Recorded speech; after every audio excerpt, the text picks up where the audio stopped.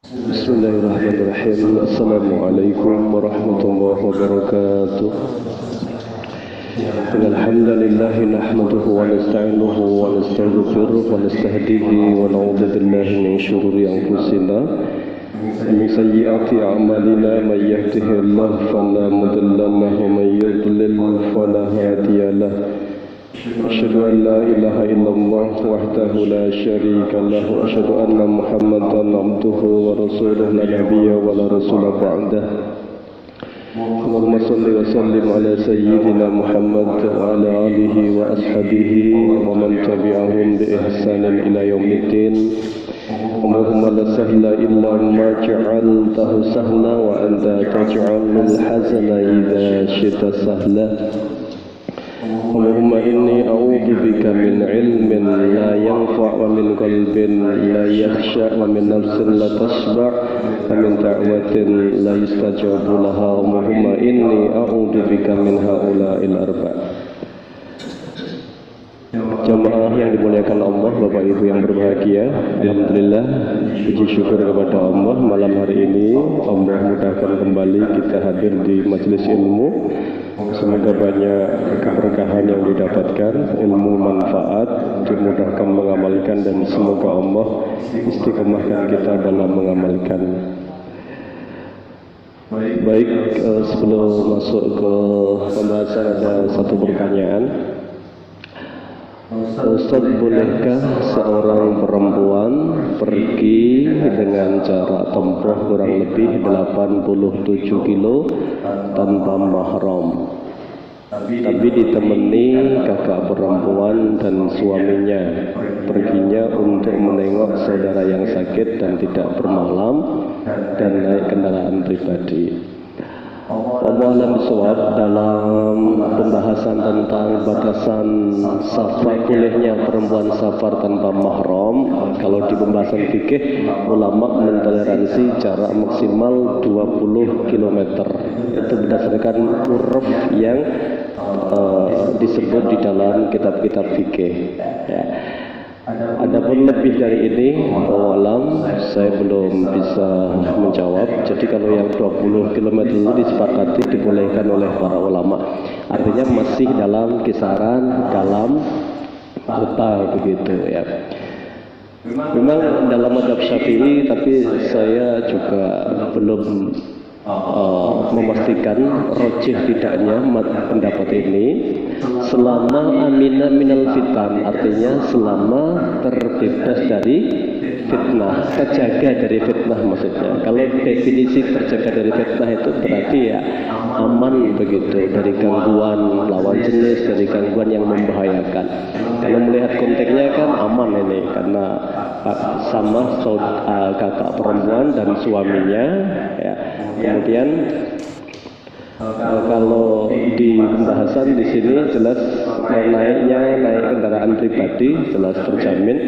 Kalau di mazhab Syafi'i memang dibolehkan itu kalau dalam keadaan darurat, yang penting selamat dari fitnah ataupun selamat tidak ada fitnah yang dikhawatirkan mengganggu, ya, tadi dari lawan jenis atau keamanan, amniyah dan fitnah yang lain.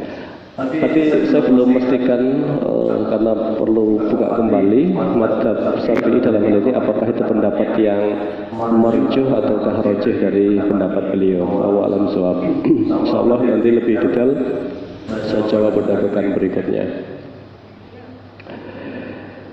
Yang kedua, baik, kita sambung kembali tema kajian kita sampai pada ayat ke-7 surat Al-Ahzab, ya.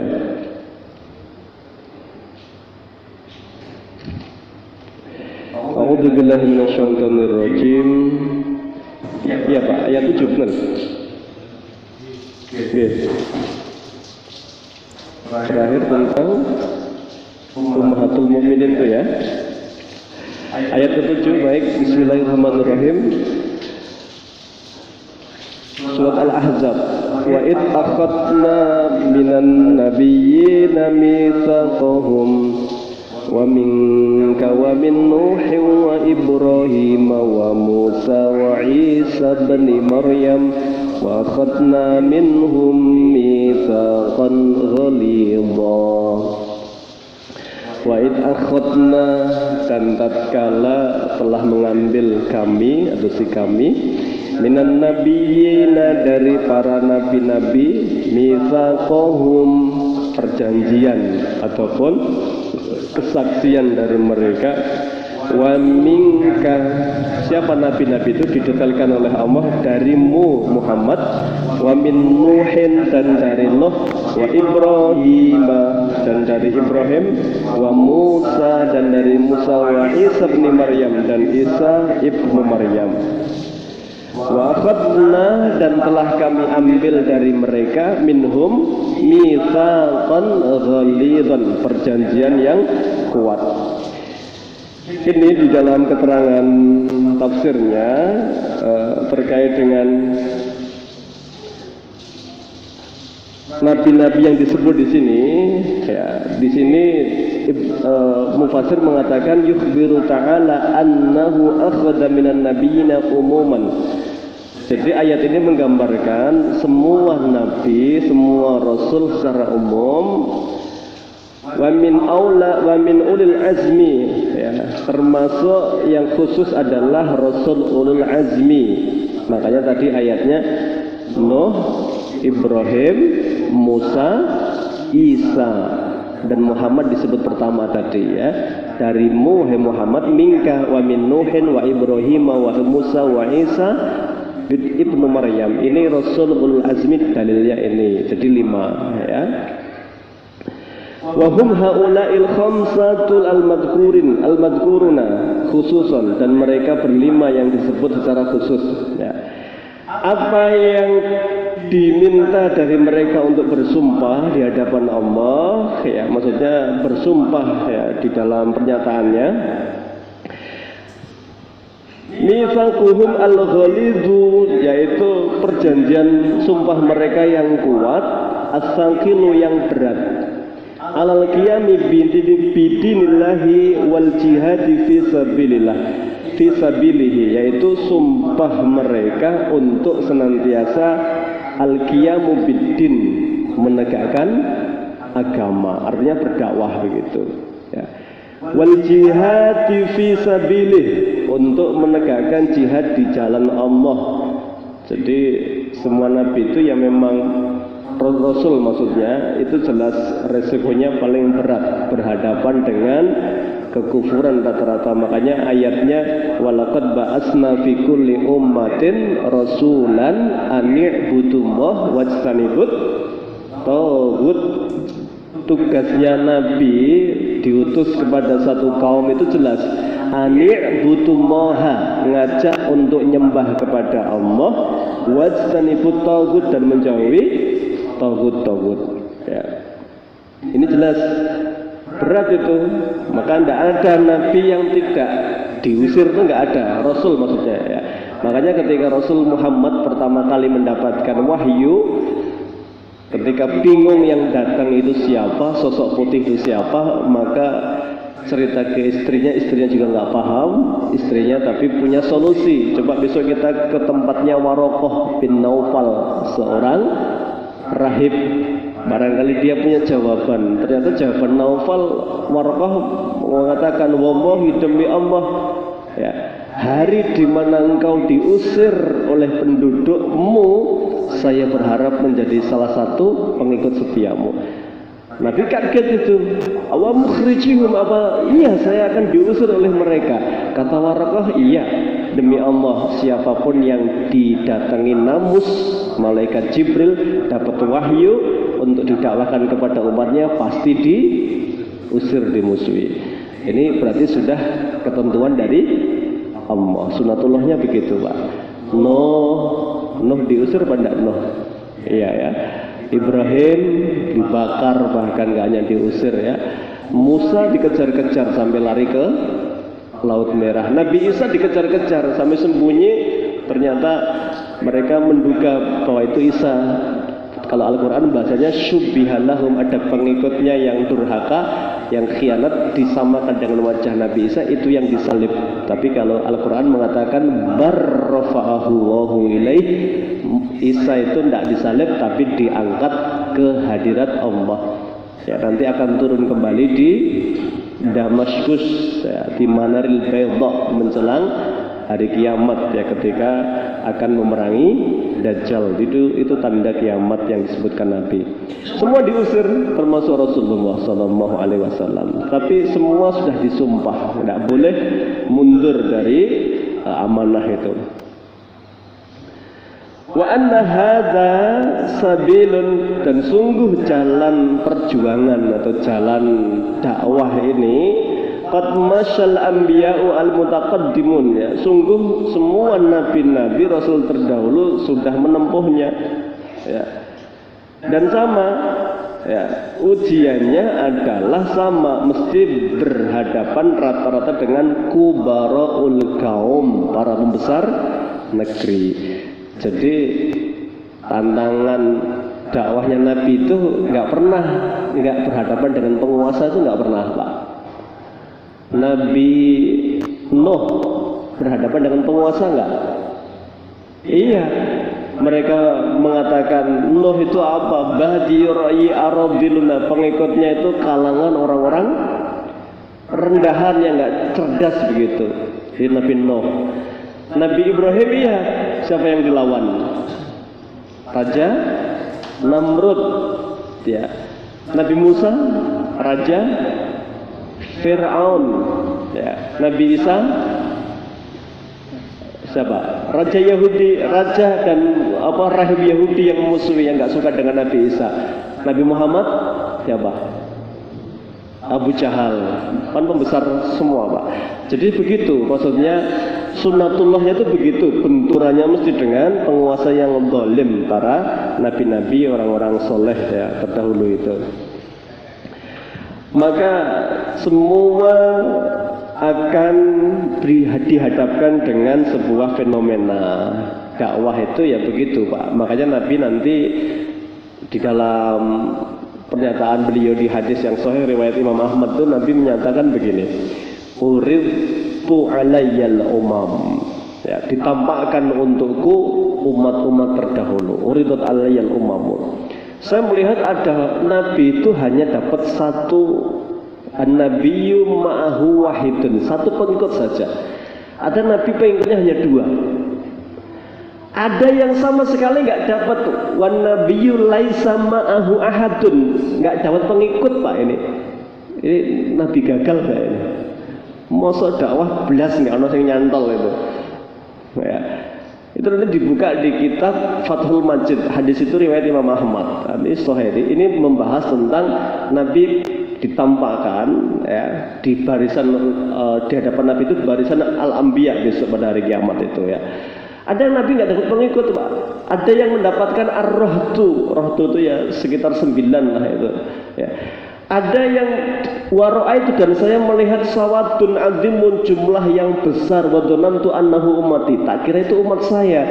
Ternyata Jibril mengatakan hadza Musa wa qaumuhu min bani Israel, itu Musa dan pengikutnya yang setia dari kalangan Bani Israel. Kemudian lewat Musa ini, tiba-tiba di belakang ada kelompok yang lebih besar lagi. Kemudian Jibril mengatakan hadhihi ummatuka, ini umatmu, ya.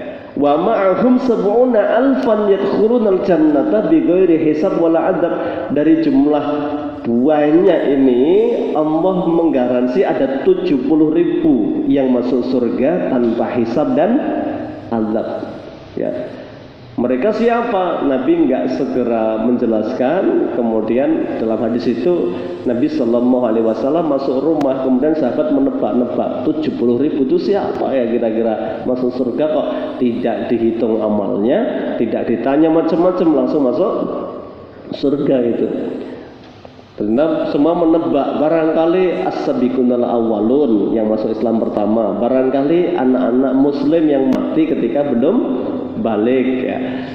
Begitu Nabi keluar, mereka mendengarkan lanjutan dari sabda Nabi. Nabi bersabda, humul ladina la yastarqun wala yaktawun wala yatatayyarun wa ala rabbihim yatawakkalun. Mereka adalah orang yang tawakalnya sempurna, tidak melakukan wala yastarkun, tidak minta diruqyah, wala yaktawun, tidak minta dikai, wala yatatayyarun, tidak percaya dengan tatoyur, dan mereka tawakalnya sempurna kepada Allah. Saya tidak menjelaskan lagi karena pernah saya bahas ini ya, tentang tidak minta diruqyah itu yang seperti apa, tidak minta dikai seperti apa, sudah pernah saya bahas. Saya pembahasannya malam ini maksudnya adalah semua nabi itu ujiannya masing-masing. Dakwah ada yang tidak dapat pengikut juga itu ya. Ada yang dapat sedikit, ada yang dapat banyak, ada yang sangat banyak, termasuk Rasul Shallallahu Alaihi Wasallam ya. Ini sumpah oleh para nabi ya. Liyas ala shadiqina an sidqihim wa a'adda lil kafirina azaban alima. Liyas ala shadiqina an sidqihim ya. Bahwa besok wa sayas'alullahu al-anbiya'a wa atba'ahum an hadzal ahdi al-ghalidhi. Besok semua nabi itu akan ditanya oleh Allah. Jadi yang ditanya itu nggak hanya kita, Pak. Nabi juga ditanya, sudah nyampaikan belum, sudah amanah belum, itu semua ditanya. Termasuk Isa ditanya.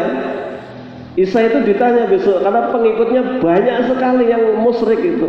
Isa kan ditanya itu, a'anta qulta linnas, Isa, apa kamu yang ngajari sembahlah Tuhan, sembahlah saya, sembahlah ibu saya ya. Itu di surat Al-Maidah itu, ayat-ayat akhir itu ya. Isa kan disidang di hadapan Allah ya. Apa kamu yang ngajari Trinitas itu? Apa kamu yang ngajari ada 3 Tuhan itu? Isa kan menjawab, ma qultu lahum, bukan saya yang ngajari. Saya nggak pernah ngajari apapun kecuali atas perintah Anda ya Allah, atas perintah Engkau ya Allah itu. In kuntu qultuhu faqad alimta, andaikan saya pernah menyatakan itu, engkau pasti tahu. Itu menunjukkan bahwa setiap nabi itu besok akan ditanya ya, tentang umatnya itu, akan ditanya itu. Ya. Hal mufufihi wa sadaku, apakah mereka melaksanakan sumpahnya tadi untuk berdakwah, istiqomah, berjihad di jalan Allah, ataukah mereka mundur? Ya. Fayu'adzibuhumul adzabal alim, sehingga kalau mundur akan diadab dengan adab yang pedih oleh Allah.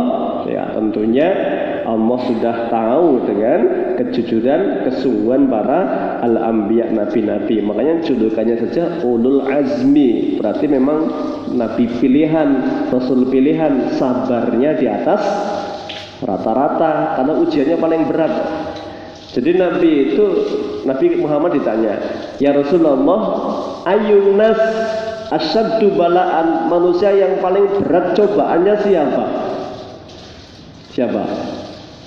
Siapa manusia yang paling berat ujiannya ya Rasulullah? Nabi menjawab, al-anbiya, para nabi itu ya. Kalau ditarik lagi, siapa dari para nabi yang paling berat? Ya ulul azmi, ada yang 5 itu yang paling berat itu. Nuh, Ibrahim, Musa, Isa, Muhammad itu yang paling berat itu ya.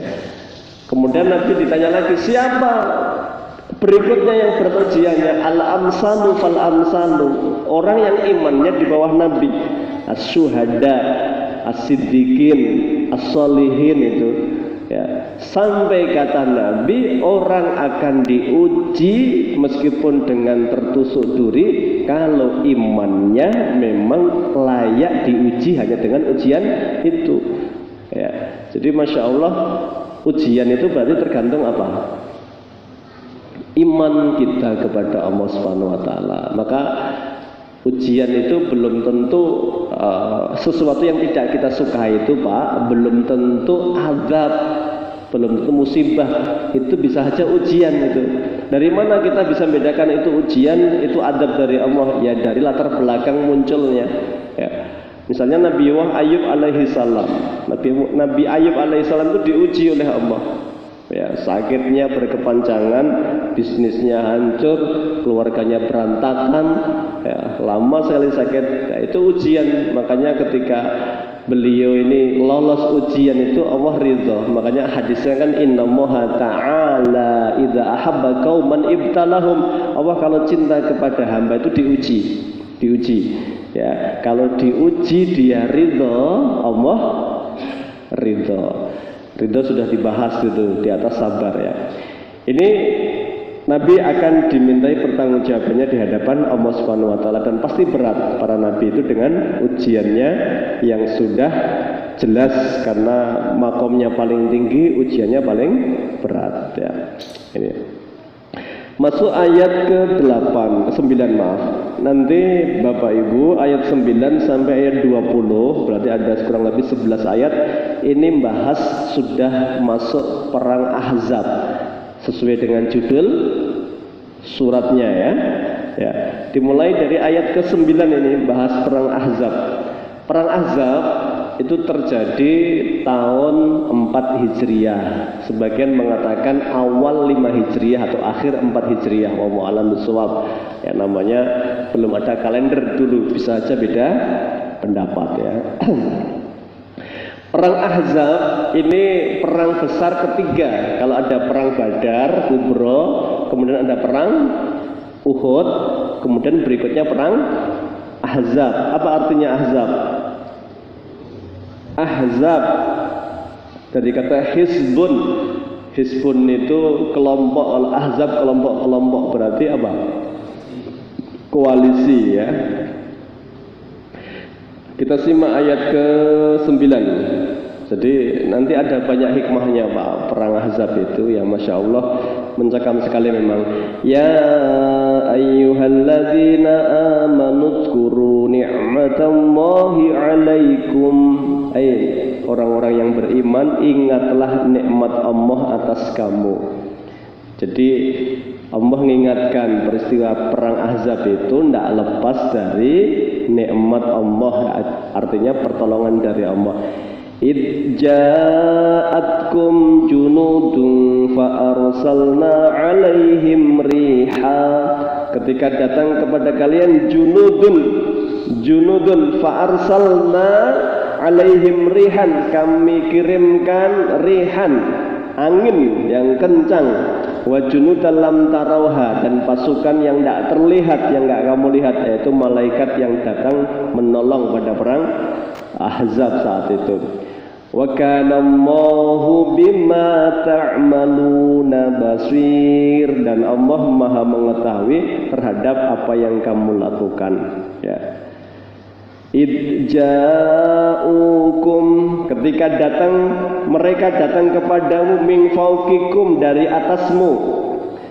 Kita harus buka tafsir, kalau enggak bisa keliru siapa yang masuknya dari atas itu apa begitu.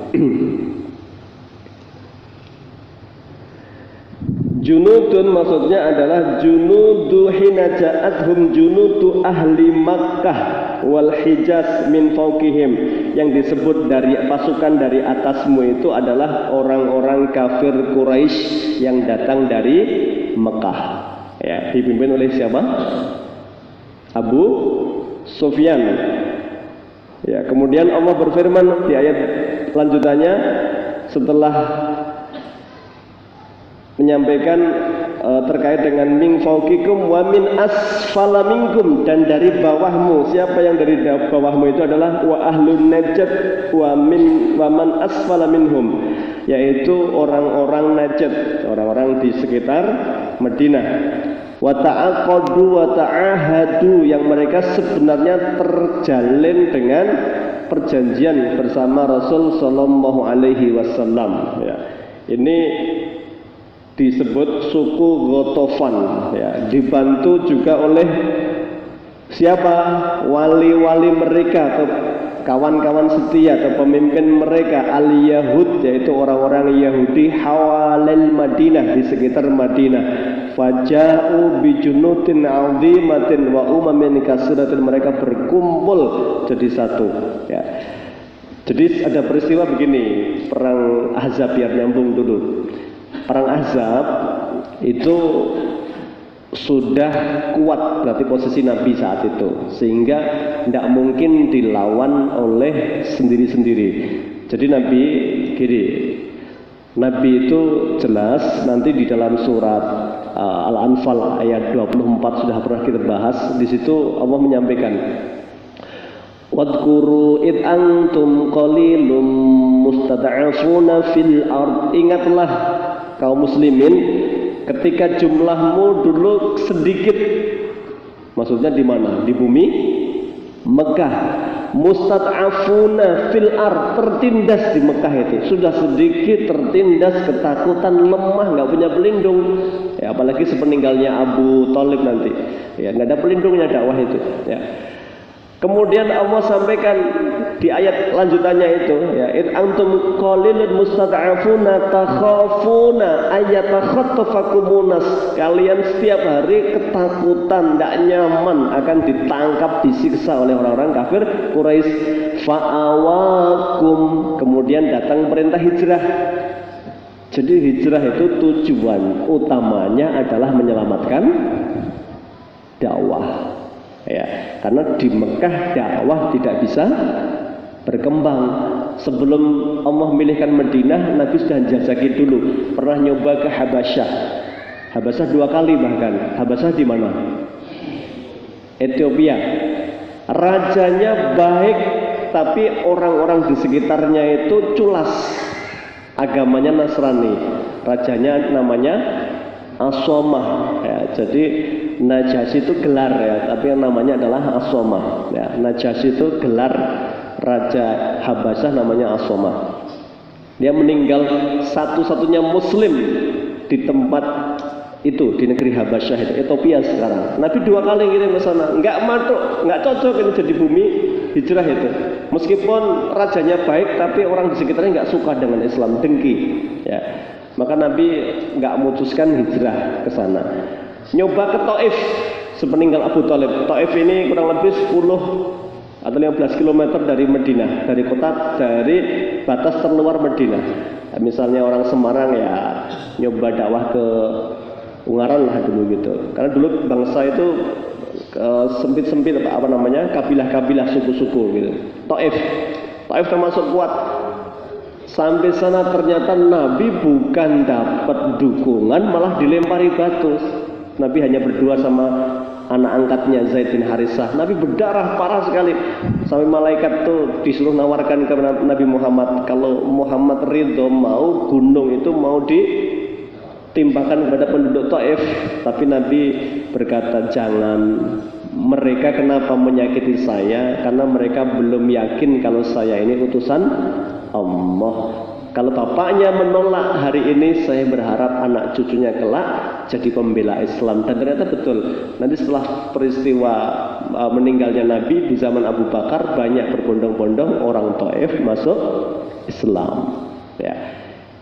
Nah, Taif nggak jadi pilihan. Kemudian ketika haji tahun ke-11 kenabian, Nabi mulai ngelirik. Orang luar negeri berarti kan, orang Yasrib, Madinah lah gitu ya, Mekah sebagai tujuan orang-orang untuk tawaf. Meskipun musyrik itu mereka punya keyakinan tempat sucinya bangsa Arab ya Ka'bah itu bukan untuk pergi haji Pak, itu yang untuk tawaf, itu karena memuliakan tempat suci itu sejak dulu itu kebiasaan itu. Nah, Nabi mulai melirik orang-orang Yasrib dari Madinah, didakwai. Pas tahun 11 yang masuk Islam ada 7 kalau nggak salah, diamanai, nanti kamu cari kawan ya. 7 ini datang berikutnya sudah 72 Pak ya. Karena sudah banyak, mereka minta guru ngaji. Dipilihlah guru ngaji namanya Mus'ab bin Umair. Diutus ke sana Mus'ab bin Umair. Masya Allah, tahun ke-13 kenabian, hampir penduduk Madinah itu setiap rumah sudah ada muslimnya. Barokah betul ini lelaki bernama Mus'ab bin Umair ini ya.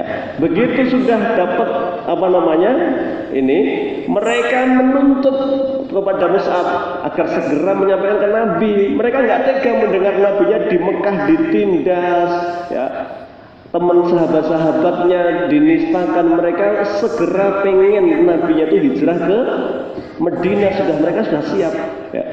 Kenapa Allah pilih Madinah? Itu banyak sekali alasannya. Satu, mereka bangsa yang tidak pernah tunduk dengan kekuasaan bangsa lain. Jadi bangsa petarung Madinah itu. Bayangkan kalau bangsanya bukan bangsa petarung, ini mau berhadapan dengan orang kafir Quraisy itu. Ya, karena orang kafir Quraisy nanti mengancam. Begitu Allah izinkan Nabinya hijrah ke Madinah, Allah sampaikan di ayat itu, fa'awakum, Allah kasih tempat yang nyaman. Di Madinah Nabi sudah punya kekuasaan. Wa ayyadakum binasri, setahun lusun ya, membuat masjid, mempersaudarakan Muhajirin dengan Ansar, mengikat perjanjian damai dengan bangsa-bangsa di sekitar Madinah atau penduduk Madinah yang berbagai ras, Yahudi diikat, musyrik diikat, pokoknya nggak boleh membantu orang luar Madinah kalau ada penyerangan kepada Muslim. Itu sudah diikat semua, Yahudi, musyrik, agar apa? Tidak berkhianat kepada Nabi. Ya. Jadi ikat. Ya. Terus selesai tahun pertama itu. Tahun kedua meledak, namanya perang Badar. Orang sudah menduga perang Badar itu habis mesti pasukan Islam. Nggak imbang Pak. 313 melawan berapa? 1000. Tapi menang itu kan, gempar Madinah itu. Ya, maka munculnya munafik pertama kali itu sepulang Nabi dari perang Badar. Itu muncul munafik pertama kali. Jadi munafik itu munculnya pasti ketika Islam sedang jaya. Mereka terpaksa harus masuk Islam karena nggak ada pilihan lain. Karena Islam sedang jaya, tapi mereka nggak suka kalau Islam itu maju sebenarnya. Maka cari cara ini. Ini perang Badar. Musuh kalah total, balas dendam tahun ketiga Hijriah, namanya perang Uhud. Kalah kaum muslimin karena pengkhianat, ada yang nggak taat sama Nabi. Nah, kan mereka nantang ini, perang Uhud itu nantang siapa? Si Abu Sufyan ya, mau menghabisi total gitu. Nantang perang berikutnya tapi nggak berangkat itu. Nah, tahun ke-5 Hijriah awal inilah perang Ahzab. Jadi Abu Sufyan ini sudah sangat geram, mereka sudah habis-habisan. Kenapa? Jalur dagang menuju Syam dari Mekah, saya pernah gambarkan, ini Mekah, ini Syam, ini Madinah Pak. Jalur satu-satunya yang paling pendek, paling familiar itu ya lewat Madinah kalau mau dagang itu. Kecuali dia mau lewat Habasyah Pak, muter jalur laut gitu ya, muter jauh banget itu, aman itu nggak dihadang. Tapi sepanjang jalur dari Mekah menuju Syam, Yaman, Palestina, kemudian Syria, Lebanon ya, itu dikuasai oleh pasukan Nabi itu. Makanya Abu Sufyan itu begitu ditawari oleh Yahudi. Jadi perang Ahzab itu yang pertama kali nawari Yahudi. Ya, Yahudi Bani Nadir itu yang pernah diusir sama Nabi sebelumnya karena menyalahi perjanjian. Ada 3 bangsa Yahudi besar di Madinah, Bani Nadir, Bani Qainuqa, Bani Quraidah. Ya, yang 2 sudah diusir Pak ini. Yang 1 dulu gara-gara ada perempuan belanja di pasarnya Yahudi, roknya ditali. Kemudian ketika kan dodok nawar dagangan, roe ditali, begitu berdiri roe tersingkap auratnya, dia teriak minta tolong, malah Yahudi terbahak-bahak. Ada Muslim sedang beli juga, dia langsung membunuh Yahudi yang tertawa-tertawa itu. Akhirnya perang nih, Muslimnya juga dibunuh oleh orang-orang Yahudi ini. Karena Yahudi ini terikat perjanjian dengan Muslim dan menumpahkan darah Muslim, diusir dari Madinah. Mereka sakit hati kepada Rasulullah. Itu latar belakang perang Ahzab. Mereka nyusun kekuatan, nggak mungkin melawan sendirian. Yahudi tinggal 1, Bani Quraidah. Kalau Khaybar itu di luar Pak, nanti di luar Madinah itu. Nah, akhirnya mereka nyusun kekuatan, gerilya ke sana kemari, datang ke Abu Sufyan, memastikan, yuk ini kesempatan terakhir ya menghabisi Muslim. Abu Sufyan matruk, kenapa? Selama ini jalur dagangnya dia itu nggak aman, dia harus lewat Ethiopia dan itu muter menghabiskan banyak ongkos itu. Abu Sufyan sepakat, dia ngirim 4.000. Termasuk nanti komandan utamanya dipegang oleh Abu Sufyan. Kemudian Yahudi datang lagi ke suku namanya Ghatafan, dapat dukungan 6.000. Ya.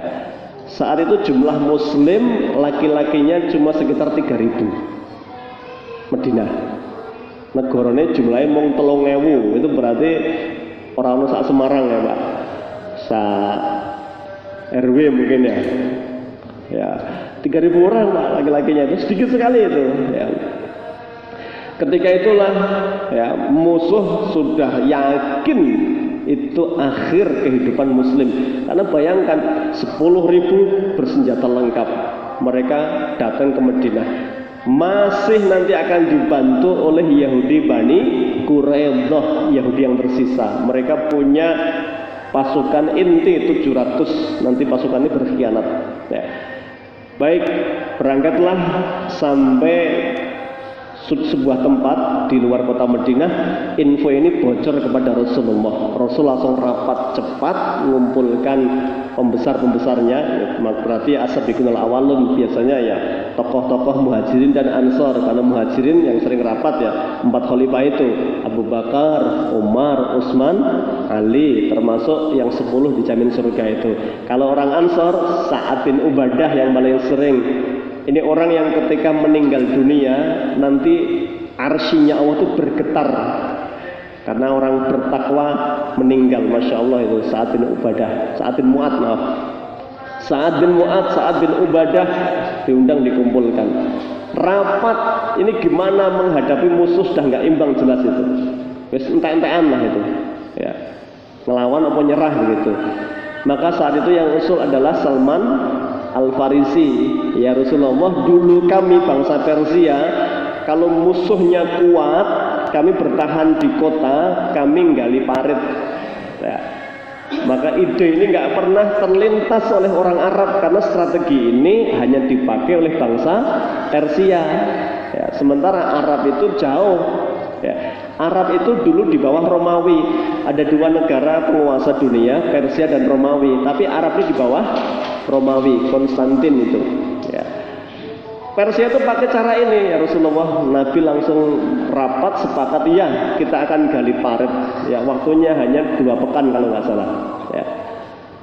Nabi sudah perintahkan, itu lebarnya 5 meter, dalamnya 3 meter. Pokoknya jaran gak iso melompat lah itu ya. 10 orang gali sekitar 20 hasta. Hasta itu segini ya, hastanya Arab itu ya 1 meter mungkin ya, setengah meter lah itu, berarti sekitar 10 meter. 10 orang gali 10 meter, dalamnya 3 meter, lebarnya 5 meter rata-rata. Itu dalam waktu 2 pekan sudah selesai itu ya. Itu Madinah itu jadi begini, saya gambarkan biar tergambar, biar nggak mikir mosok sepanjang perbatasan dibuat parit kayak nggak masuk akal, jumlahnya cuma 3.000. Jadi gini, Madinah itu namanya Madinah itu negeri penghasil kurma. Itu bukit-bukit subur sekali. Madinah itu sebelah timur, barat dan selatan itu dikepung gunung ya. Madinah itu hanya bagian utara yang terbuka. Maka siapapun kalau nyerang Madinah hanya lewat jalur utara. Nah ini yang dibuat parit Pak, sepanjang pintu masuknya itu sebelah utara. Ini yang dibuat parit. Makanya disebut perang Khandaq, itu perang Ahzab itu. Begitu selesai parit, gegerlah orang-orang Quraisy. Mereka pelenggong gitu, kaget, nggak menduga ada strategi seperti ini.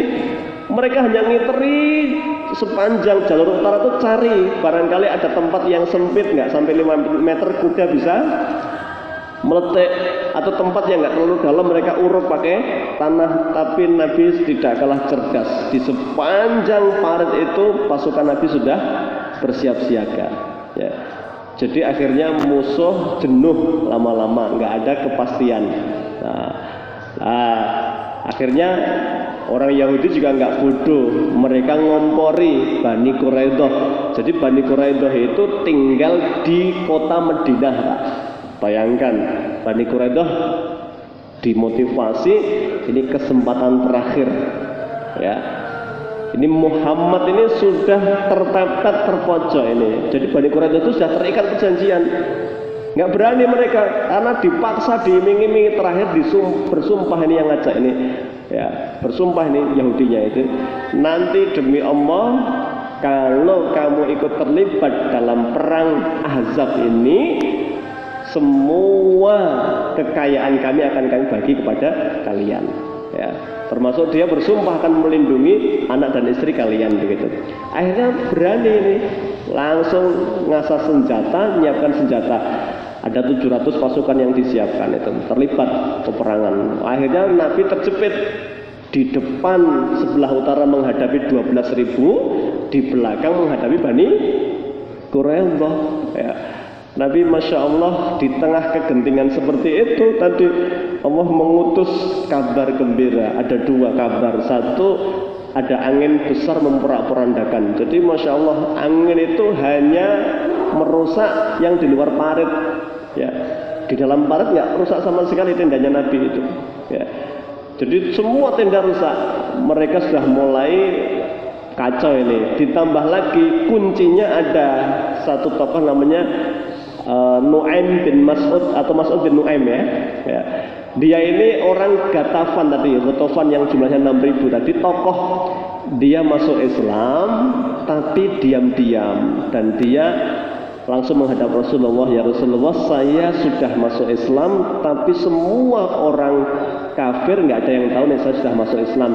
Monggo saya mau dikasih tugas apa ya Rasulullah. Kemudian Nabi mengatakan, ya, kerjakan apa yang bisa kamu kerjakan. Perang adalah tipu daya, boleh berbohong, boleh bersiasat, strategi dan lain sebagainya dalam peperangan itu. Al-harbu khud'atun.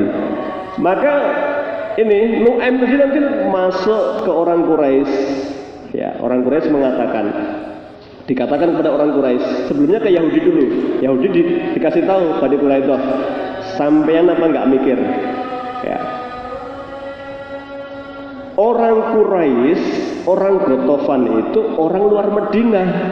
Andaikan perang ini dimenangkan oleh Muhammad, mereka bisa melayu kabur, aman begitu, ya. Sementara kalian ini hidup di dalam kota Madinah, tinggal satu kampung dengan Muhammad dan sahabatnya. Andaikan mereka orang-orang Quraisy kabur, itu tinggal kalian. Apa mampu melawan pasukan dan sahabatnya? Mikir gitu, ya. Bener juga kamu gitu, kata siapa? Si Yahudi itu, Bani Quraidah. Nah terus saranmu gimana? Saran saya, jangan mau diajak perang sebelum orang kafir Quraisy, ya, ngasih jaminan kepada kamu itu. Wah, begitu selesai ngomong gitu langsung melayu ke kubu Quraisy ini. Si Nu'aim tadi dia ngomong, Yahudi sudah mulai main mata dengan Muhammad. Dia mengatakan, ya, menyesal katanya bergabung dengan pasukan Quraisy, ya. Mereka nggak mau diajak perang kecuali minta satu perjanjian dari kalian ataupun satu syarat dari kalian bahwa kalian tidak akan meninggalkan kota Madinah apapun yang terjadi. Wah, ternyata betul, ya. Utusan dari Yahudi mengutus kepada kafir Quraisy, minta jaminan keamanan. Oh iya, orang Quraisy berarti meyakini, loh, berarti yang diomong nih siapa?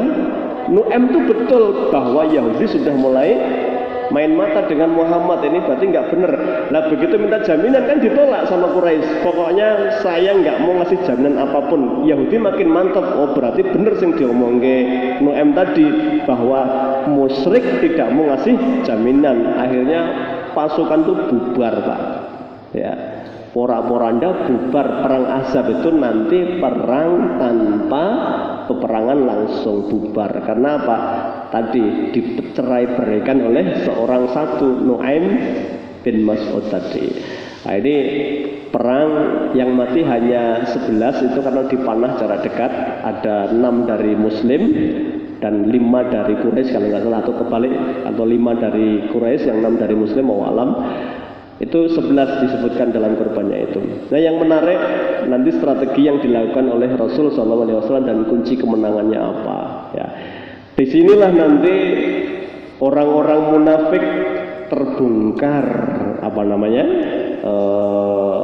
culas ataupun sifat pengecutnya. Nanti kan mulai ayat ke-12 sampai 20 ini membongkar tentang perlakuan orang-orang munafik ketika berhadapan dengan musuh Allah. Jadi itu sekilas Bapak Ibu jamaah yang dimuliakan Allah, perang Ahzab, perang koalisi ya, Nabi memang nggak langsung terlibat secara fisik pasukannya, tapi penuh dengan strategi dan tadi trik-trik di dalam peperangan. Ya ini memang boleh, perang itu tipu daya, sombong aja boleh dalam perang. Dulu sahabat Nabi ada yang perang itu selalu pakai sorban merah, kalau berjalan dadanya dibusungkan itu.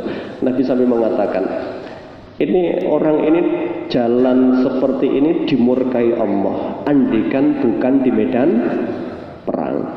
Memang di medan perang ya harus gitu Pak, tegak, gagah gitu, main musuhnya mengkeret ya, wedi. Masa perang ingah-ingih terus kalau marek lemer ya musuhnya ya malah nggak wedi gitu ya. Ini perang tipu daya itu maksudnya. Baik, sudah Isya, kita cukupkan dulu. Hikmah perang Ahzab insyaallah disambung pada pertemuan yang akan datang, termasuk hukuman Nabi kepada Bani Quraidah. Jadi nanti yang membantah bahwa Nabi itu mohon maaf seringnya ditampilkan lemah lembut, tidak pernah tegas, selalu memaafkan. Nanti Yahudi Bani Quraidah itu 700 yang dieksekusi ya, di hadapan Nabi itu semua Yahudi Bani Quraidah dieksekusi nanti 700 orang itu di sebuah pasar di tengah-tengah kota Madinah itu ya. Nabi sudah ada paret ya, kemudian disiapkan di situ 700 itu dari pagi sampai siang ya, 700 Yahudi Bani Quraidah. Ternyata Yahudi itu liciknya luar biasa, dia sudah menyiapkan kurang lebih 1.200 senjata yang disiapkan di benteng terbongkar itu yang mau dipakai untuk menghancurkan kaum muslimin dari belakang ya. Maka tidak ada ampun Allah ya, menetapkan hukuman yang berat kepada para pengkhianat termasuk orang-orang Yahudi. Ini juga meluruskan sejarah bahwa kesannya itu hadis yang diangkat itu Nabi yang selalu nyuapin Yahudi, yang diejek Nabi nggak pernah balas, bahkan masih saja nyuapin setiap hari begitu ya. Nabi kemudian tidak pernah libur ya, tiap pagi mendatangi Yahudi itu meskipun dinyek ya, sampai begitu ya. Itu hadis palsu sering diangkat, tujuannya kan satu ya, bahwa tidak usah terlalu fanatik dengan agama. Nabinya saja dihina tidak pernah bereaksi begitu ya. Itu tentunya sejarah harus utuh. Kapan Nabi memaafkan, kapan Nabi memberikan pelajaran berharga tidak memberi maaf. Sama tawanan perang itu nanti ada yang dibebaskan tanpa syarat, ada yang ditebus, ada yang dijadikan tawanan, ada yang dieksekusi. Ada 4 perlakuannya. Itu semua ada dalam Sirah Nabawiyah. Yang dieksekusi siapa? Ini penjahat perang, provokatornya, pengkhianatnya ya, donatur besarnya, itu dibahas nanti di perang-perangnya Nabi itu. Jadi mohon maaf Bapak Ibu yang dimuliakan Allah, sejarah itu dibaca harus utuh biar tidak salah mengambil sebuah kesimpulan.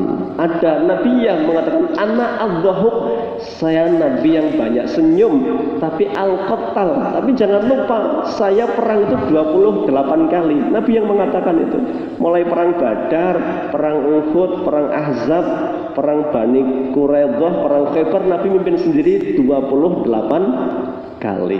Belum yang Nabi nggak berangkat.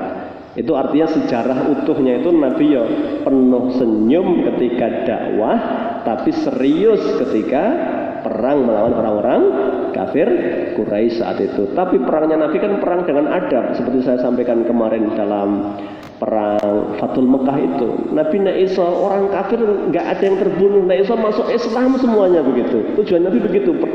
Perang itu bukan untuk menghinakan musuh, bukan, tapi untuk mengajak mereka ke jalan benar, yaitu masuk Islam. Tapi begitulah sunatullah, pasti ada kebenaran, ada kebatilan, ada mukmin, ada kafir, itu sudah menjadi kehendak dan sunatullah ya. Baik, kita cukupkan sampai di sini. Kita tutup dengan doa kifaratul majlis. Subhanaka Allahumma wa bihamdika asyhadu an la ilaha illa anta astaghfiruka wa atubu ilaik. Billahi taufiq wal hidayah. Assalamualaikum warahmatullahi wabarakatuh.